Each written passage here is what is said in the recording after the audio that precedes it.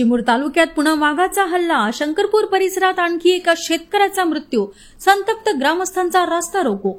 चंद्रपूर जिल्ह्यातील चिमूर तालुक्यात वाघाच्या हल्ल्यांची मालिका थांबण्याचे नाव घेत नाहीये। शंकरपूर परिसरात पुन्हा एका शेतकऱ्याचा वाघाच्या हल्ल्यात मृत्यू झालाय।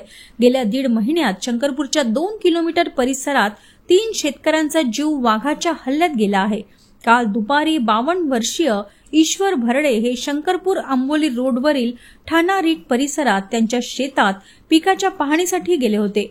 मात्र संध्याकाळपर्यंत ते परत न आल्याने गावकऱ्यांनी वन विभागाच्या मदतीने शोध घेतला आणि शेतातच त्यांचा छिन्न विछिन्न अवस्थेत मृतदेह आढळून आला।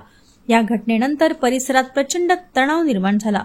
संतप्त ग्रामस्थांनी शंकरपूर भिसी मार्गावर आंबोली गावाजवळ रस्त्याच्या मधोमध ट्रॅक्टरवर मृतदेह ठेवत रात्री रास्ता रोको केला।